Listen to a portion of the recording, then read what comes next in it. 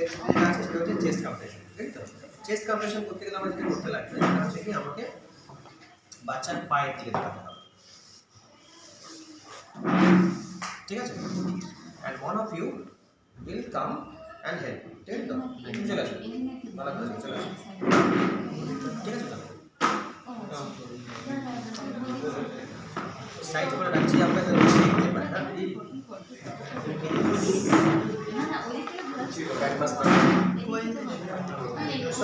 দেখতে পাচ্ছেন? ওকে, দেখো কোথায় আমি হাত রাখছি, আমি হাত রাখছি দুটো নিপল লাইন জোড়া দিয়ে তার নিচে যে জায়গাটা আছে তার উপর হাত রাখছি, ঠিক আছে তো? এই should be a coordinate way. আমি কোথায় হাত রাখছি, পেছন দিকে ব্যাকের উপর হাত রাখছি, আর এখানটাতে দুটো থাম রাখছি আমি স্টার্নামের লোয়ার পোর্শন, ঠিক আছে তো? বসে বসে কিছু করতে লাগবে না, সবাই পারবে। সো ব্যাক মাস লাইন কানেক্ট করলে তার ঠিক নিচে লোয়ার এন্ড অফ স্টার্নাম, ঠিক আছে তো?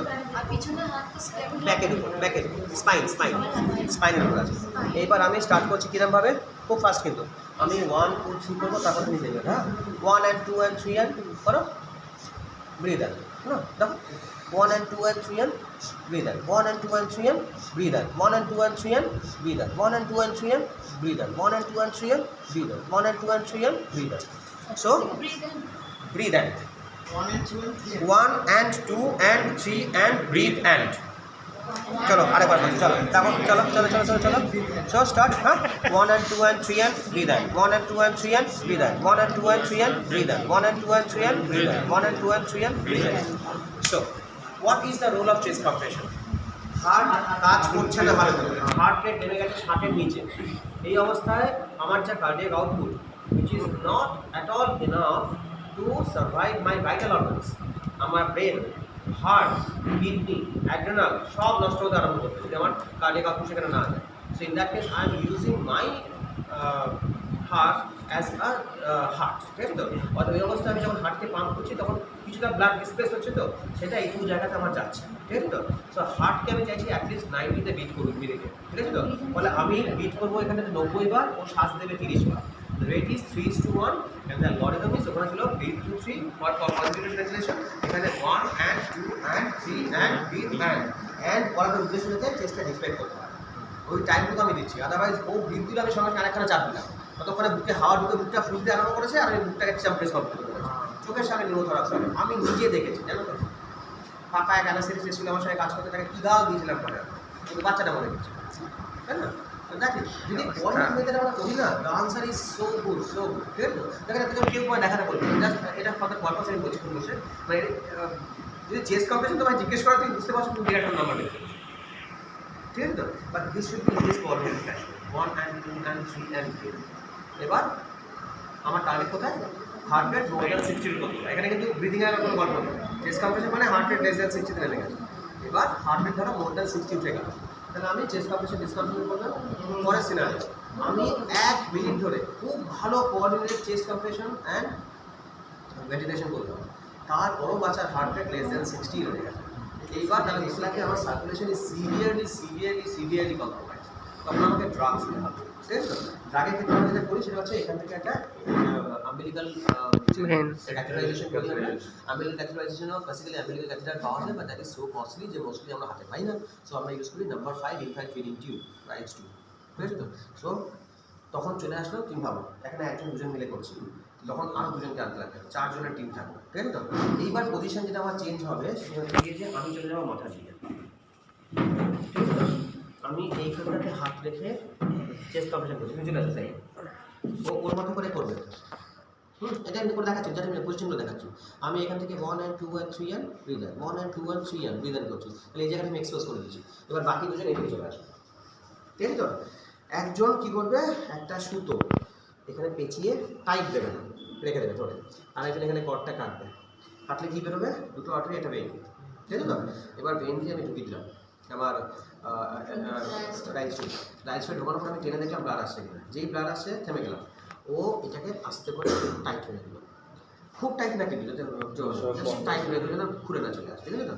এইবার আমি ব্লাডটা নিয়েছি, একটা 3 ওয়ে স্টপ কক লাগিয়ে দিলাম, 3 ওয়ের একদিকে থাকলো 5 ml, একদিকে থাকলো 1 ml অ্যাড্রেনালিন 1:10,000 অ্যাড্রেনালিন, তোমরা পাও 1:1000 অ্যাড্রেনালিন, তাই না? তাহলে 1 ml অ্যাড্রেনালিনকে আমি 9 ml ডিজলভ করে নেবো, এগুলো 10 ml, তাহলে 110,000 হয়ে গেল, তাই না? আইডিয়ালি প্রত্যেকটা লেবার রুমে প্রত্যেকটা এসএনসিউতে হসপিটাল ওয়ার্ডে ঢুকেই সিস্টেমের প্রথম কাজ একটা 110,000 তৈরি করে ফ্রিজে রেখে দেওয়া, 24 ঘন্টা সেটা নষ্ট হয় না, তাই না? তো 1 ml আমার দিতে হবে, তাহলে আমি ওখান থেকে 1 ml টেনে নিলাম, তাই তো? তাহলে 3 ওয়ে ক্যানুলার একদিকে থাকলো 1 ml, একদিকে থাকলো 5 ml, অ্যান্ড দেন দেওয়ার সময় যত তাড়াতাড়ি পারবো আগে 1 ml অ্যাড্রেনালিন পুশ করবো, সঙ্গে সঙ্গে 5 ml নর্মাল সাইড পুশ করবো, যাতে ওটা অ্যাজ আর্লি অ্যাজ পসিবল হার্টে যায়। পেরিফেরাল লাইন করে কেন দিচ্ছি না আমি? মানে যখন আমার হার্ট কোল্যাপস করে গেছে, বস আমার শকে আছে শরীর, তো আমি এখানে দিলে পরে পৌঁছবে নাকি হার্টে? ওটা পৌঁছবেই তো না, তাই না? তখন পেরিফেরি কোল্যাপস হবে। তো সিম্পলি একটা কথা আমি বলি যখন সব পড়াই, সেটা হচ্ছে কি যে তোমার বডিটাকে তুমি জলে ডুবিয়ে দাও, ডিসপ্লেসমেন্ট দেখো তোমার it's much more than 5 litre, তাহলে মাত্র 5 লিটার রক্ত বেঁচে আছে কি করে? তার কারণ শরীর জানে কোথায় রক্তটা লাগবে, সেখানে শরীর রক্তটা নেয়, তাই তো? শকের প্রথম স্টেজ ডিস্ট্রিবিউটিভ শক, প্রথমে এই ডিস্ট্রিবিউটিভ মেকানিজমটা ফেল করতে আরম্ভ করে, যেখানে রক্তের দরকার নেই সেখানে রক্ত বসে আছে, যেখানে রক্তের দরকার সেখানে রক্ত যায়। ফার্স্ট সাইন অফ শক কী পাচ্ছ? হার্টের বার্তা করছে। বি ভেরি কেয়ারফুল, যদি ওই স্টেজে বাচ্চা ধরতে পারো না, 100 বাচ্চা বেরিয়ে যাবে কম্পালসারি। আমার নিজের নিজে এটা আমার নিজের খুব গর্বের জায়গা আর কি। রাতে রাউন্ডে ঢুকেছি, তার আগের দিন আমি নিজেই শকের সেমিনারটা করেছি, তখন কন্ট্রোলে নলেজ আছে। তো ঢুকেছি একটা বাচ্চা যার চেস্ট টিউব ব্রেন দেওয়া আছে, কোনো নিউমোনিয়ার বাচ্চা, চিৎকার করে কাঁদছে। হঠাৎ করে কী হয়েছে, বাচ্চাটা অ্যাজিটেটেড হয়ে গেছে, চিৎকার করে কাঁদছে। আমি যদি দেখলাম বাচ্চার জ্বর আছে এবং হার্টের 200 ঘন্টা উঠে গেছে। কী হলো রে ভাই, হঠাৎ মাথা দিল, that could be episode of shock. 20 ml বা কেজি বডি একটা বোলাস দিলাম, চোখের সামনে বাচ্চা আমার ঠান্ডা হয়ে গেল, শান্ত, খেলতে আরম্ভ করলো, বুকের দুধ খেলো এবং ঘুমিয়ে পড়লো। পরের দিন সকালে যখন আমার যে থিসিস গাইড ছিল তাকে বললাম রিপোর্টটা, সে আমার বলো তুমি দেখো, তুমি একদিন পড়েছিল ওই জিনিসটা জানতে পারলে কর্মচারী, তাই না? এবং earliest detection of shock is tachycardia, and if you had the facility available go for an ABG. ABG বলে তুমি দেখো পিএইচ কমছে কিনা, বাইকার্বনেট কমছে কিনা, ল্যাকটেট কমে যাচ্ছে কিনা, তো that is year sign. But কজনের কাছে আমার কাছে এবিজি আছে? আমরা যখন পিজি শিফট করেছি তখন পিজিআই চেন্ডিকারের কাছে শুনেছি যে আমার একতলা থেকে ব্লাড টেনে বাক্সবন্দি আইস প্যাকে করে নিয়ে পাশের বিল্ডিংয়ের 3 তলায় যেতে হবে। এখন আমার কাছে প্রত্যেকটা জায়গাতে 2-3টে করে এবিজি অ্যানালাইজার অ্যাভেলেবল আছে in Murshidabad medical college, PGI চেন্ডিকার তো ছেড়ে, তাই না? এখন এইটুকু দেখতে ক্যালকুলেটরের মতো এবিজি অ্যানালাইজার বেরিয়ে গেছে। But that is such a nice device. কত আর্লি ওয়ার্নিং দেয় আমাদেরকে, পালস অফ মিনিটে পকেটে করে ঘুরে বেড়াচ্ছে কোনো ওয়ার্নিং, যেটা আর্লি ওয়ার্নিং পাই আমরা, তাই না? এই জন্য সো এই হচ্ছে কি আমার step. So ABC A for assessment, আমি জাস্ট একবার তোমাদের রিপিট করে দিচ্ছি। বাচ্চা হয়ে কাঁদেনি, বাচ্চা হয়ে কাঁদেনি মানে সঙ্গে সঙ্গে কট কাটলাম, বাচ্চা নিয়ে চলে এলাম আমি আমার অ্যাসেসমেন্ট পর। সকালে জিনিস দেখলাম, একটা হচ্ছে প্রোভাইড ওয়ার্মার নিচে রাখলাম, নাম্বার 2 হচ্ছে গিয়ে পজিশনিং, প্রোভাইডিং রোলার ব্যান্ডেজ বাচ্চার শোল্ডার ব্যান্ডেজ নিচে রাখলাম আমি, মানে স্ক্যাপুলার ব্যান্ডেজ নিচে রাখলাম আমি, রোলার ব্যান্ডেজ, ঠিক আছে? সো রাখলাম আমি, দ্যাট ইজ কল পজিশনিং। উদ্দেশ্য পজিশনিংয়ে যাতে বাচ্চার নেকটা স্ট্রেট থাকে। এবার 2 নাম্বার হচ্ছে গিয়ে সাকশন, আগে মাউথ তারপর নোজ, তারপর চলে আসলো হচ্ছে গিয়ে আমার বাচ্চার আমি ড্রাইভ অ্যান্ড স্টিমুলেশন একসঙ্গে করলাম, ঠিক আছে? আগে ড্রাইভ করলাম, তারপর যখন ওটা বার করলাম তখন স্টিমুলেট হয়ে গেল। এবার আমি ওয়েট লিনেন ফেলে দিলাম, ড্রাই লিনেনটাকে নিয়ে রাখলাম এখানটাতে, রাখার পর আমি বাচ্চার শোল্ডার মেরে নিচে আবার দিলাম, আমার একটা রিপোজিশনিং হয়, সকাল স্টেপ আমার কমপ্লিট হলো। এবার আমি চলে আসলাম হচ্ছে কি অ্যাসেসমেন্টে, বাচ্চার স্পন্টেনিয়াস ব্রিদিং নিচ্ছে নাকি অ্যাপনি ফর গ্যাসপিং, নাম্বার 1, নাম্বার 2 বাচ্চার হার্ট রেট লেস দ্যান 100 কিনা। Answer to any of this question if yes, বাচ্চার রিসাসিটেশন স্টার্ট হবে, ঠিক আছে? তো যদি বাচ্চার স্পন্টেনিয়াস ব্রিদিং থাকে, যদি বাচ্চার হার্ট রেট মোর দ্যান 100 থাকে, দুটোই যদি ইয়েস হয়, তবেই বাচ্চা আমার যাচ্ছে অবজারভেশন এরিয়ায়। আর answer any of this question is no, maybe is not taking spontaneous breathing, maybe heart rate is less than 100, যে কোনো একটা হলে বাচ্চাকে চলে যাচ্ছে আমার ব্যাকমাস দিলে চলে। সো ব্যাকমাস খাওয়ার সময় আমি প্রপার ওয়েতে ব্যাকমাসটা করবো, যদি প্রপার সিলিং হয়, লেগ এক্সটেনশন হয়। ব্যাকমাস খাওয়ার সময় আমি অ্যালগরিদম ইউজ করবো একটা স্কুইজ টু 3 বা ব্রিথ টু 3 যেটা হচ্ছে, ঠিক আছে? জাস্ট স্টার্ট হচ্ছে চেস্ট এলিভেট করা, 30 সেকেন্ড বাদ আমি দেখবো হার্ট রেট আমার মতন 100 হয়ে গেছে কিনা, স্পন্টেনিয়াস রেসপিরেশন ফিরে এসে কিনা, তাহলে পরে আমি ধীরে ধীরে ব্যাকমাসটা থামবো, চলে গেল। আর যদি দেখা যায় যে না আমার তখন কি হার্ট রেট লেস দ্যান 100 রয়েছে, তাহলে আমি চালিয়ে যাবো। 1 মিনিট পর যদি তখনও দেখা যায় বাচ্চা স্পন্টেনিয়াস ব্যাক ফেরেনি, তাহলে পরে আমার ম্যানেজমেন্ট কিন্তু একই থাকবে, বাট বাচ্চা কোথায় যাবে সেই ফেরটা চেঞ্জ হয়ে গেল। বাচ্চার অবজারভেশনাল কেয়ারে যাবে না, বাচ্চাগুলো পোস্ট রিসাসিটিভ কেয়ার অর্থাৎ এসএনসি, ঠিক আছে? যদি আমার সেটা এসএনসি না থাকে তাহলে যেখানে এসএনসি আছে সেখানে বাচ্চা পাবে, চলে গেল। এইবার এত কিছু করে আমার হলো না, যখন এসএনসি পাঠাবো তখন ওই টাইমিংটা কীভাবে? না বাচ্চাকে আগে স্টেবল করতে লাগবে, বাচ্চা শ্বাস নেওয়া শুরু করছে তবে সে আমার থেকে মুভ করবে। ব্যাকমাস করতে করতে এসএনসি তুমি নিয়ে আসবে, ঠিক আছে? তো বাট এটা একটা কথা আমি যা বলছি, if you have the proper facility available, তোমাদের একটা ট্রান্সপোর্ট ইনকিউবেটর রয়েছে, তোমার কাছে এতগুলো মেডিকেল অফিসার আছে যে ব্যাকমাস করতে পারো। সাপোজ একটা বাচ্চা এতটাই খারাপ বেরিয়েছে 10 মিনিট ধরে করেও তো আমি স্পন্টেনিয়াস ব্রিদিং আনতে পারছি, কম পাইনি কিন্তু প্রচুর পেয়েছি আমরা। সে বাচ্চা বেরিয়েছে প্রায় আধমরা, যে ব্যাক মাস করা শুরু করলাম হার্ট রেটটা ফেরত আসলো, দুটো শ্বাস ফেরত আসলো, ব্যাক মাসটা বন্ধ করলাম, আবার ধীরে ধীরে শ্বাস চলে গেলো, আবার ধীরে ধীরে হার্ট রেট কমতে আরম্ভ করলো, ওর ভেন্টিলেটার লাগবে। এদের কাছে আমরা কিছু করতাম না, আমরা ব্যাক মাস করতে করতে দিয়ে চলে আসতাম। দুজন লোক থাকতো কোন বসে, একজন মাসি বাচ্চা করে নিয়ে বসে আছে, আমরা ব্যাক মাস করতে করতে চলে যাচ্ছি, ঠিক আছে তো, লোকে দেখেছে। ইটস বিকজ ট্রান্সপোর্ট ফেসিলিটিস এক ওয়ার্ড থেকে আরেক ওয়ার্ড আমাদের কাছে এখন খুব ভালো অ্যাভেলেবল না। Like distributive shop, there was a very good infant incubator, বা newborn incubator, ডোমকল হসপিটাল আছে 3 বছর হলো, বাক্সবন্দি হয়ে পড়ে আছে। তো ভগবান জানে ওটা ডোমকলে কেন দেওয়া হলো, মুর্শিদাবাদে কেন দেওয়া হলো, আমরা চেয়েও পাই না যারা কাজ করবো, আর যাদের দরকার নেই তারা 3 বছর ধরে মেশিন থেকে বাক্সবন্দি হয়ে পড়ে আছে, including 2 ventilator, pediatric ventilator. This is a classic example of distributive shock. চলে গেল জিনিসটা। তো তোমার এরপর যখন হচ্ছিল আমরা চেষ্টা স্টার্ট করছি, সো আমার অ্যালগরিদম জাস্ট চেঞ্জ হলো, V2 থেকে আমি চলে গেলাম হচ্ছে 1 and 2 and 3 and D line, 1 and 2 and 3 and D line, coordinate করলাম, কোঅর্ডিনেট করে আমি দেখলাম এই 30 সেকেন্ড আমার অ্যাসেসমেন্ট চলতেই থাকবে, আমি maximum 1 minute chest compression meditation করবো, ম্যাক্সিমাম 1 মিনিট। তাতেও যদি দেখা যায় হার্ট রেট আমার লেস দ্যান 60 থাকছে, I go for umbilical calculation, umbilical calculation করার পর আমি সেখানে অ্যাড্রিনালিন দিলাম, দিলে বাড়বে। যদি তারপর দেখা যায় বাচ্চা শখে আছে, তাহলে আমি সেকেন্ড ড্রাগ যেটা ইউজ করতে পারি, তার আমার নর্মাল স্যালাইন। এটা কিন্তু একটা কোশ্চেন থেকে এক্সামিনার জিজ্ঞেস করে যে দুটো মাত্র ওষুধ লাগে এনার্জিতে কী কী নাম হয়, প্রথম ওষুধের নাম ইনজেকশন অ্যাড্রিনালিন, দ্বিতীয়টার নাম নর্মাল স্যালাইন বোনাস। সো দুখানা ছাড়া কোনো ওষুধ দিই, বুঝতে পারলে তো? তার শেষ হয়ে গেলে কোনটা কোথায় দেবেন? অ্যাড্রিনালিন দেবো যখন দেখা যায় যে চেস্ট কম্প্রেশন করার পরও বাচ্চার হার্ট রেট লেস দ্যান 100, তখন হ্যাঁ সবকটা আমেরিকান ভেনে আর্টারি কোলাপস করে বসে আছে, আর্টারি একদম কোলাপস করে বসে আছে, খালি ভেনটাই অ্যাভেলেবল থাকে। যখন আমেরিকান কাটছো যে পয়েন্ট থেকে ব্লিড করছে সেটাই ভেন, আর্টারি এরকম ছোট্ট সরু কোলাপস করে থাকে, ভেনটা নিচের দিকে থাকে, বুঝতে পারলে তো? বাট ভেনটা খুব সুন্দর বড়, ভেনটা খুব ইজিলি আইডেন্টিফাই করা যায়, বুঝতে পারলে তো? আর্টারি তুমি ইজিলি ক্যালকুলেট করতে পারো, আমেরিকান আর্টারি ক্যালকুলেশন আমরা করি, তার জন্য আলাদা ক্যাথিটার পাওয়া যায়। আমেরিকান আর্টারি ক্যাথিটারের সুবিধা হচ্ছে গিয়ে যে আর্টারিতে কোনো ভাল্ব নেই, তো ফলে আমি আর্টারিতে অনেক ভালো ভালো মেডিসিন দিতে পারি, বুঝতে পারলেন? আর আম্বিলিক্যাল ভেনাস ক্যালকুলেশন যদি প্রপারলি করতে চাও, proper umbilical venous line, then you have to use an algorithm যাতে আম্বিলিক্যাল ক্যাথিটারটা উঠে যায় up to the level of inferior vena cava, মানে ইনফিরিয়ার ভেনা কেভার মধ্যে রয়েছে কিন্তু রাইট এন্ট্রিমের এই পজিশনে আমি রাখতে হবে, অর্থাৎ ওটা ডায়াফ্রামটা ক্রস করে পাচ্ছে, ঠিক আছে তো? তো তার একটা প্রপার লেন্থ আছে, তখন কঠিন কিছু না।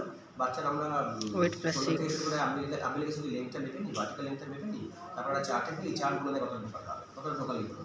But after that I have to use an echo probe to see the position of the umbilical venous catheter, or I have to use a তোমার X-ray to see where the tip of the catheter is. দেখো আমাদের এখানে সত্যি অতটা আমরা করি না, যদি আমি অ্যাভেলেবল থাকি তাহলে ইকো করে দেখে নিই, বাট আমি অ্যাভেলেবল না থাকলে ফেলার এমনি করে দেয়। বাট ফর মানে এনআরপি তোমার কিন্তু অত ঢোকাতেই লাগবে না, যেটুকু ঢোকালে ব্লাড আছে সেটুকু ঢোকাও, মোস্টলি 5 সেন্টিমিটার 6 সেন্টিমিটার ঢোকলেই হয়ে যায়, ব্লাড আসলে থামিয়ে দেবো। এবার তো একটা ফিক্স করলো, এবার আমি অ্যাড্রিনালিন দিলাম ওকে, যদি অ্যাড্রিনালিন একবার কাজ না করে আমি 2বার দিতে পারি, 3বার দিতে পারি, but for all practical purpose বা 3 মাথায়। এটা আমার এক্সপিরিয়েন্স। 100টা বাচ্চা যদি না হয়ে কাঁদে, তার 80টা বাচ্চা ইনিশিয়াল স্টেজের পরে কাঁদতে শুরু করে দেয়, 15টা বাচ্চা ব্যাকমাসকে পরে শুরু করে দেয় কাঁদতে, মানে সিম্পল 1 মিনিটে ব্যাকমাসের মধ্যে। 5টা বাচ্চার ক্ষেত্রে ভাই এই সমস্ত জিনিসগুলো চলে, এবং এই 5টা বাচ্চাকে তুমি যত হাই ফাই কেয়ারে দাও না কেন, 3টে মরবে।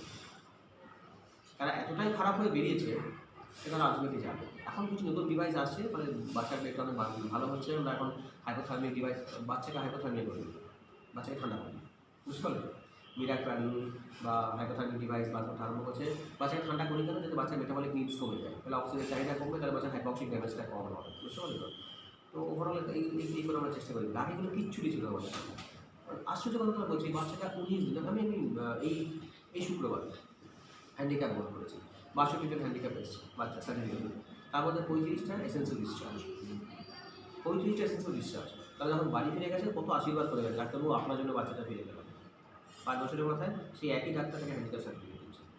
সো হোয়াট গুড হ্যাভ ডান, কিচ্ছু করিনি, আমি সমাজের বোঝা বাড়িয়েছি না, তাই না?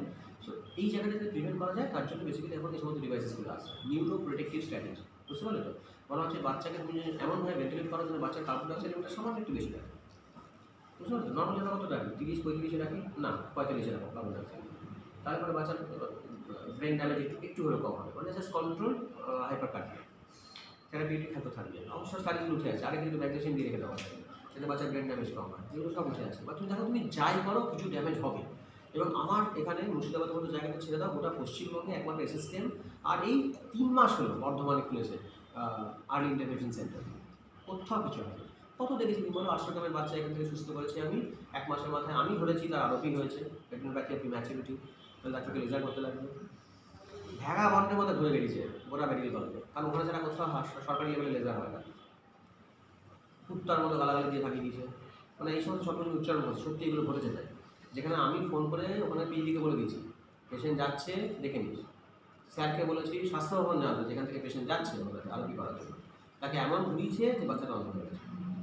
অন্ধ হয়ে যাওয়ার পর মা বাবা কী করবে, এলিমিনেশন হয়ে গেছে, এলিমিনেশন পয়সার লোভে লেজারটা করে দিয়েছে, হোয়াইট হয়ে যে বাচ্চাটা কিছুই হবে না, খালি লেজারটাই করলাম, বাচ্চা অন্য এগুলো করাচ্ছে এখন। So what good have done nothing. So newborn বাঁচানোটাকে তো খুব ইম্পর্টেন্ট না। নিউবর্ন আইসিইউ সেটাকে সবচেয়ে বড় সুবিধা হচ্ছে খুব সিরিয়াস নিউবর্ন আর খুব সিরিয়াস বুড়ো যদি পাশাপাশি রাখো, সিরিয়াস বুড়ো অনেক তাড়াতাড়ি মরবে, সিরিয়াস নিউবর্ন অনেক বেশি বাঁচবে। বা তারপর যদি সে বাচ্চাকে প্রপারলি আমি না ফলো আপ করতে পারি না, তারপরে কিন্তু আমি ডুইং সামথিং রং করতে চাই।